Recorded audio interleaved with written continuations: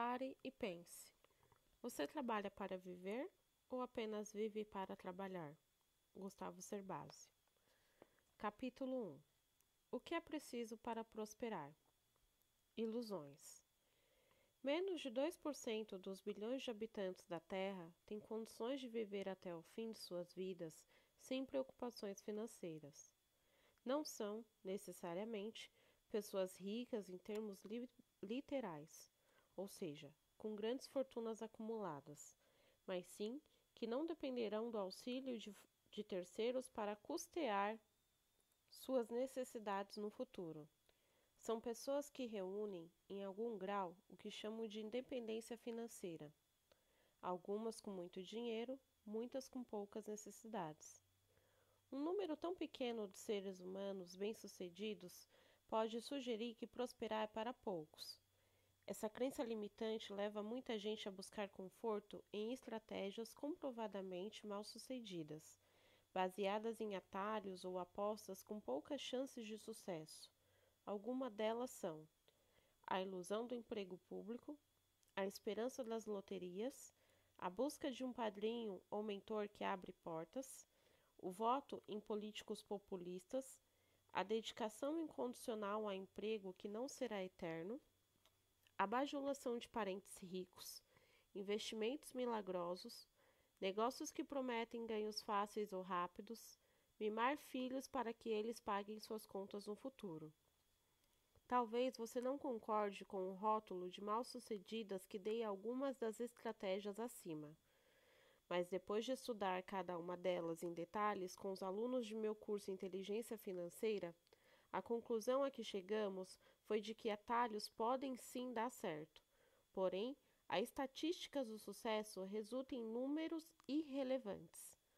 O emprego público oferece estabilidade, mas não é o suficiente para toda a vida, já que o suposto ganho fixo cai após a aposentadoria, enquanto os custos para viver aumentam. Ganhar na loteria é tão improvável que ela pode ser entendida como um imposto. A arrecadação é voluntária, mas com destinação pública, cobrado somente daqueles que são muito ruins em estatística. Loterias sem conhecimento levam a perdas e depressão. Isso está muito bem ilustrado no filme Até que a Sorte nos Separe, baseado em meu best-seller Casais Inteligentes Enriquecem Juntos. Confiar que alguém vai indicá-lo para um emprego, um cargo comissionado ou um time de futebol chega a ser uma atitude ingênua. Mesmo que você conheça alguém que possa lhe abrir portas, as indicações não vão se sustentar por muito tempo sem competência. Ou seja, no fundo, seu sucesso só depende de você. Eu poderia detalhar cada situação listada anteriormente, porém, minha intenção é mostrar que não é preciso contar com a sorte. Independentemente de quanto você tem ou ganha, se fizer escolhas conscientes, pautadas em uma vida de qualidade, mas não de luxo no presente, seu futuro pode ser muito mais tranquilo e sem privações. Sua vida pode ser muito mais rica do que foi até hoje, desde que você refine sua percepção do que realmente quer e fortaleça sua habilidade de decidir. O método é bem conhecido. Em meus livros anteriores, destilei a regra essencial para prosperar. Gaste menos do que você ganha e invista bem a diferença. Poucas pessoas ignoram esse princípio. Porém, a maioria tem supostamente fortes argumentos para não colocá-lo em prática. Um desses argumentos é não saber investir, o que na verdade é uma mera desculpa de quem ainda não tentou investir. Investir é comprar algo e depois revender, às vezes resgatar, a um preço maior do que foi pago na compra. É investidor quem compra e vende ações, opções, fundos, títulos financeiros e bens em leilões.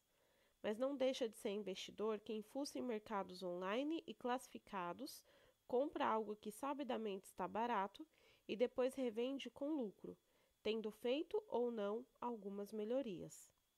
Sacoleiros, feirantes, comerciantes, roleiros. Observação. Roleiro é aquele que, na linguagem popular, faz rolo, ou seja, ganha intermediando negociações de itens de qualquer valor. Volta ao texto. E agricultores, por exemplo, também podem ser considerados investidores, pois assumem riscos ao investir em algo que não sabem, ao certo, quando ou por quanto irão vender. Em investimentos inteligentes, mostro que o investidor com um patrimônio de 2 milhões no mercado financeiro pode garantir sem riscos significativos e para o resto de sua vida uma renda de 10 mil mensais. No mesmo livro, explico como e com qual estratégia acumular esse valor e quais cuidados tomar para que a renda obtida seja perpétua. Chegar a 2 milhões é um sonho muito distante para você? Em Adeus Aposentadoria, explico detalhadamente que a mesma renda de 10 mil reais pode ser obtida se você tiver uma reserva financeira de algumas dezenas de milhares de reais, resultado da venda de um carro ou de um imóvel, por exemplo. E somar a essa reserva seu suor e um bom plano para montar um pequeno negócio próprio bem-sucedido. Meu objetivo neste livro não é detalhar estratégias de investimento. Se quiser aprender mais sobre elas, recomendo a leitura das 2 obras que citei. Fato é que, em um país como o Brasil, continental, com um mercado financeiro bem estruturado e acessível a todos, potencialmente rico e em desenvolvimento, investir não é um problema.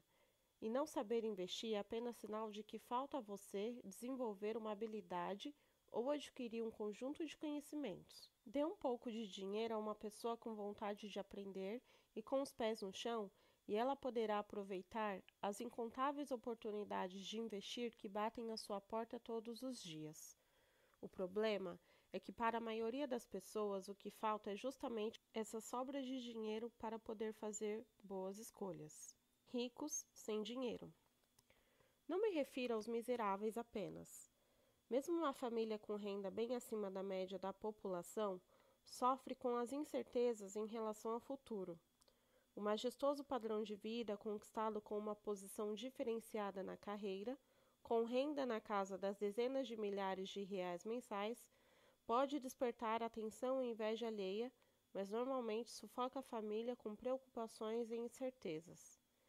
A boa escola, o bom plano de saúde, o bom carro comprado por influência das escolhas dos colegas, a boa moradia no condomínio sugerido pelo chefe, a roupa de grife da moda para não sofrer olhares de reprovação, trazem também uma cadeia de custos, impostos e manutenção raramente planejados com antecedência, que impossibilita poupar no ritmo recomendado.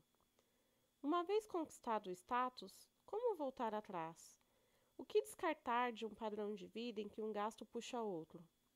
Pode parecer fácil para quem não desfruta de tais benesses, mas aqui não se trata de escolher o que cortar, mas sim de reconhecer erros e voltar atrás. Esse sim, um desafio para qualquer ser humano. É difícil, ou não é natural, admitir que erramos.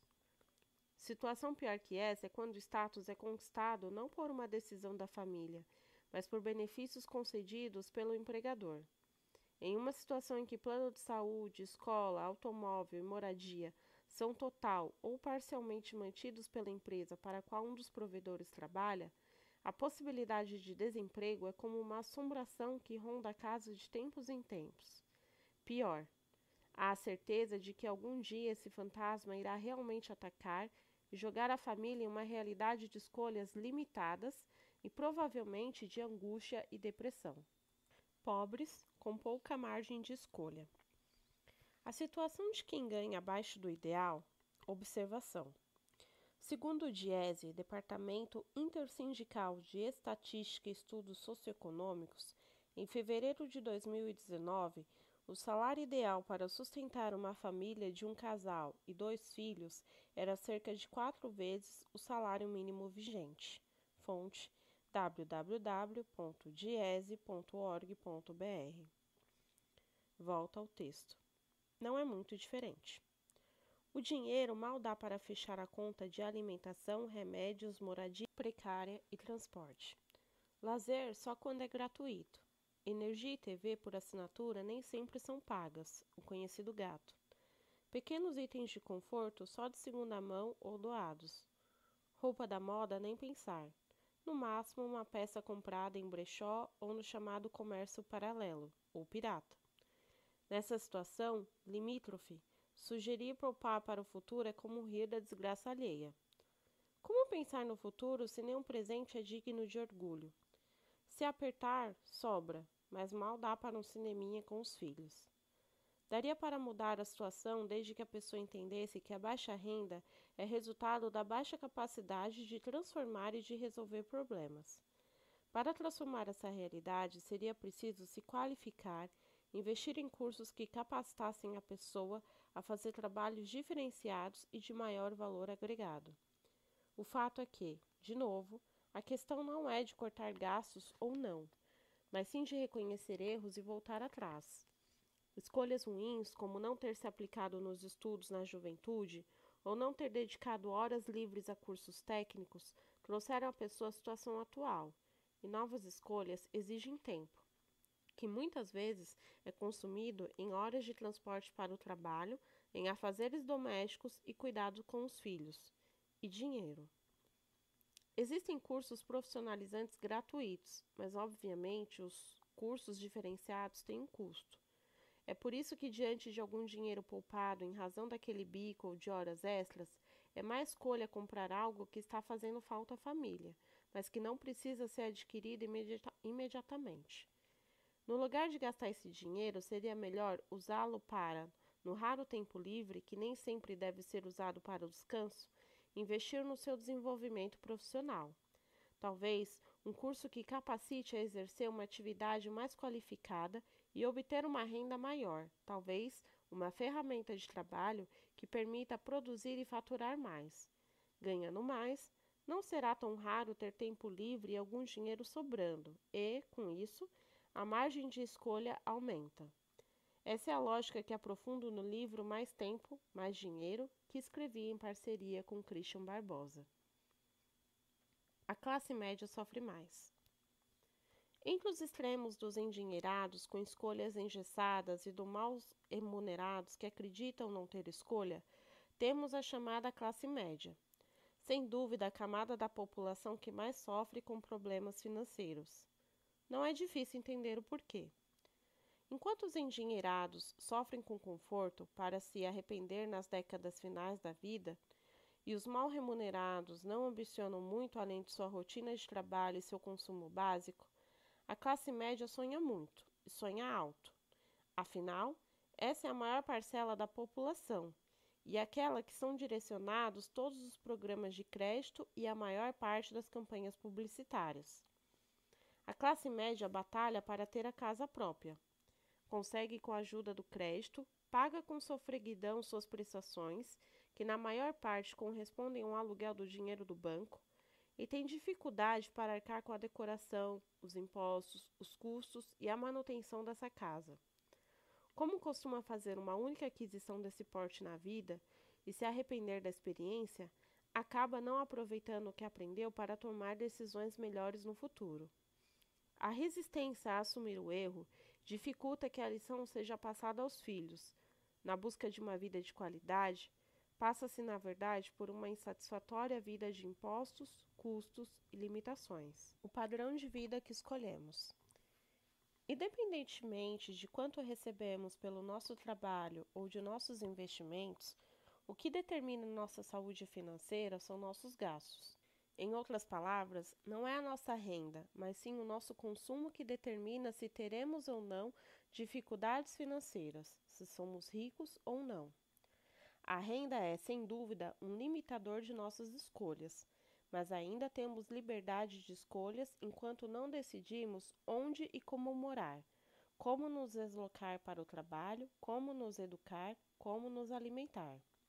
Ao longo deste livro, chamarei de padrão de vida o resultado das escolhas feitas depois de se ponderar se é possível ou não arcar com determinadas despesas fixas, ou seja, estou falando do conjunto de gastos que engloba a moradia, incluindo-se aí aluguel ou prestação da casa própria, condomínio, IPTU, contas de luz, gás, água e telefone. estilo de alimentação, saúde e educação, meios de transporte, formas de lazer e nível de segurança de uma família. As escolhas resultarão em mais ou menos sofisticação, mais ou menos conforto ou conveniência e, consequentemente, mais ou menos gastos. Em geral, quanto menos se conhece o padrão de vida que se está procurando assumir, caso de quem, por exemplo, está ascendendo na pirâmide social, maior é a probabilidade de se subestimar as consequências de uma determinada escolha. Por exemplo, a compra de um automóvel mais sofisticado pode resultar em gastos inesperados com manutenção e estacionamento, ou o esforço para matricular os filhos em uma escola mais cara pode resultar em desembolsos maiores com material escolar, passeios e festas com os novos amigos do colégio. Podemos considerar, então, que as dificuldades financeiras começam quando acreditamos que podemos adotar um padrão de vida mais elevado ou mais caro do que a nossa renda realmente permite, ou que a renda até comporta no momento da decisão, mas que não comportará ao longo do tempo, o que pode ser chamado de padrão de vida insustentável. Solução tradicional. As dificuldades que descrevi são exemplos do que seriam os comportamentos financeiros médios de diferentes classes sociais. Assim como há um padrão nos comportamentos, há também na orientação a essas pessoas e na busca de solução desses desequilíbrios. Porém, nem sempre as recomendações conduzem a resultados satisfatórios. Em geral, consultores e educadores financeiros propõem que o fortalecimento financeiro seja alcançado com base em dois pilares: economizar e investir. Em outras palavras, cortar gastos e selecionar alguma forma segura, eficiente e compreensível de multiplicar as reservas. A dificuldade de economizar. Até aqui, já temos dificuldades suficientes para inviabilizar a prática dessas orientações. Economizar é uma escolha, mas levemos em consideração que muitas pessoas ou famílias começam seu trabalho de enriquecimento já sufocadas por más escolhas passadas, a maior parte delas na tentativa de compor um padrão de vida idealizado. Economizar significa reconhecer erros e se desfazer de um conforto já conquistado, ao menos teoricamente conquistado. O que determina nossa saúde financeira são nossos gastos. Em outras palavras, não é a nossa renda, mas sim o nosso consumo que determina se teremos ou não dificuldades financeiras, se somos ricos ou não. Gustavo Cerbasi. Dada a dificuldade de reconhecer que o erro pode estar no exagero cometido ao definir o padrão de vida, em geral a economia é feita em itens que podem ser descartados facilmente. Passeios, cuidados pessoais, lazer avulso, cursos rápidos, presentes, gastos com pequenos rituais diários. Para ajudar, aquele seu blog favorito traz dezenas de dicas de economias típicas de um obcecado pelo assunto. Faça contas para tudo, pesquise tudo, passe a madrugada acumulando milhas, economize na farinha do bolo, deixe de chamar amigos à sua casa, faça exercícios por conta própria, sem orientação de especialista. A ideia é enriquecer, mesmo que seja sem amigos e com o joelho lesionado. O tempo se encarrega de mostrar que seguir esse caminho é uma prática insustentável. Talvez, empolgados com uma boa leitura, uma boa palestra ou um bom vídeo, até consigamos praticar por um tempo a rotina de colocar tudo na ponta do lápis. Porém, em algum momento percebemos que a agenda consumida por pesquisa e controle também tem seu preço. Tanto esforço para tanta economia nos desgasta, nos afasta das pessoas que amamos e de nossas responsabilidades, nos torna mais insensíveis e pior, quando nos damos conta, o tempo que era empregado em atividades e rotinas prazerosas passa a ser tomado por controles e pesquisas. Há uma forte probabilidade de controles desse tipo serem abandonados quando nos dermos conta de que milhares de pequenas economias são, na verdade, milhares de ataques a alegrias diárias, que compõem uma parte importante daquilo que podemos chamar de felicidade. No fundo, acabamos por abandonar hábitos excessivamente irracionais, porque, sem nos darmos conta, nosso cérebro entende que é melhor estar endividado e feliz do que endinheirado e entediado. Não estou julgando o esforço de economizar, ele é necessário. O que estou julgando é o método de poupança mais comumente propagado, que é extremamente ineficaz e insustentável. Nada que corrói sua felicidade será suportado por muito tempo. Mas digamos que a pessoa conseguiu economizar, pela solução tradicional apresentada pela maioria dos educadores e consultores financeiros. O próximo passo seria investir. Investir é para todos? Resgato aqui a definição de investir. Selecionar alguma forma segura, eficiente e compreensível de multiplicar as reservas. Coloquemos agora essa simples definição entre as obrigações do cidadão comum. Se você quer investir, precisa estudar ou pesquisar para entender como multiplicar suas reservas. Além disso, tem que fazer isso por meio de produtos ou estratégias que sejam compreensíveis, pois, de tempos em tempos, você receberá informações nas quais irá se basear para fazer, ou não, se oportuno, ajustes em sua estratégia. Suas escolhas de investimento precisam ser eficientes, sem roubar desnecessariamente seu tempo nem impor riscos que possam destruir a estratégia no futuro. Não se esqueça de avaliar se seus investimentos são seguros, isto é, registrados e fiscalizados por um órgão regulador ou ao menos devidamente documentados. Por fim, para investir, você precisará selecionar, ou seja, discernir entre os incontáveis possibilidades existentes no mercado financeiro ou fora dele, de multiplicar suas reservas. Não se desespere. Há métodos para aprender a investir e todo investidor profissional já foi um dia absolutamente leigo nessa área. No livro Investimentos Inteligentes, eu ensino todo o processo. Como montar um plano, selecionar o mercado, estudar esse mercado e gradualmente se envolver na estratégia. Entretanto, se para investir é preciso estudar e praticar, e a educação financeira é assunto relativamente recente na realidade brasileira, inúmeras pessoas podem estar sendo orientadas a praticar algo que pouco conhecem ou desconhecem totalmente. É provável que estejam caindo mais em armadilhas comerciais do que se educando.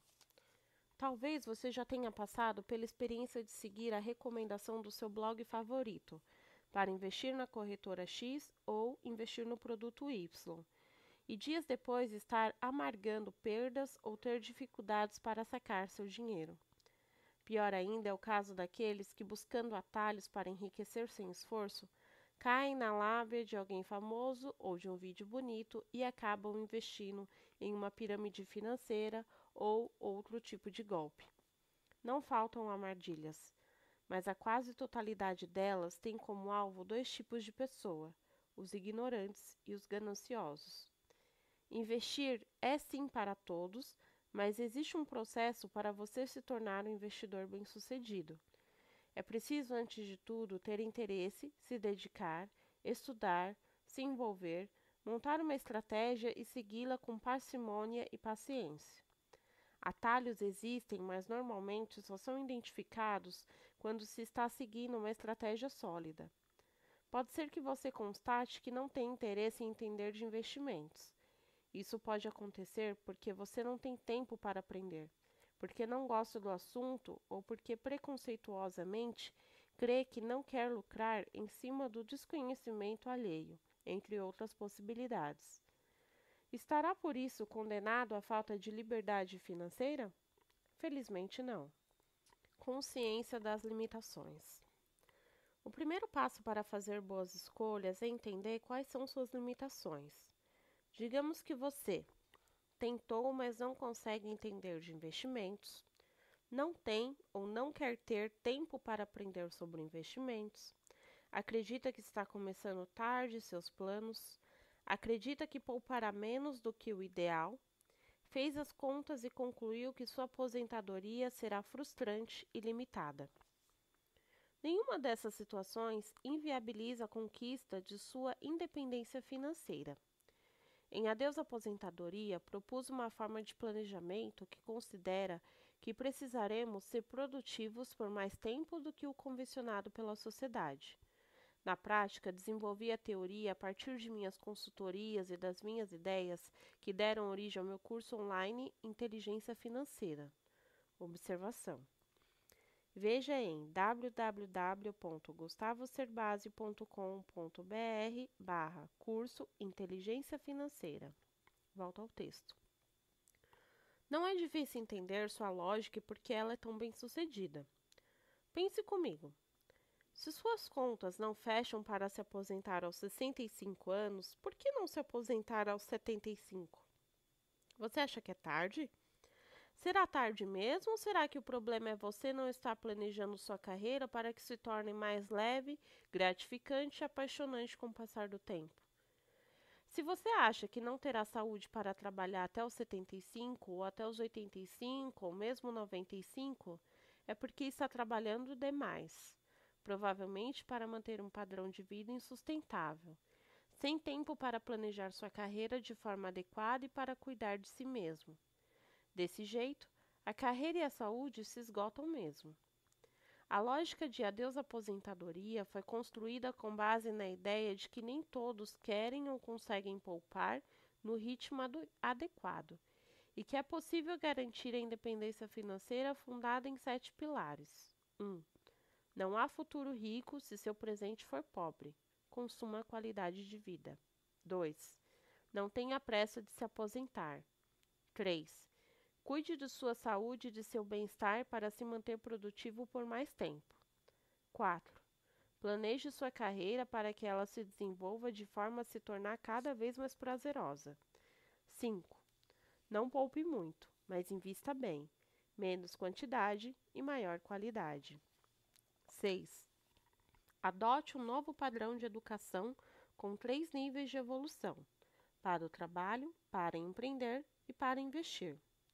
7. Prepare-se para empreender após deixar de ser empregado. Essa flexibilidade no planejamento financeiro foi criada não apenas para dar um alento a quem não se enquadra no modelo tradicional de economizar e investir, mas também para mostrar um caminho alternativo, poderoso e viável.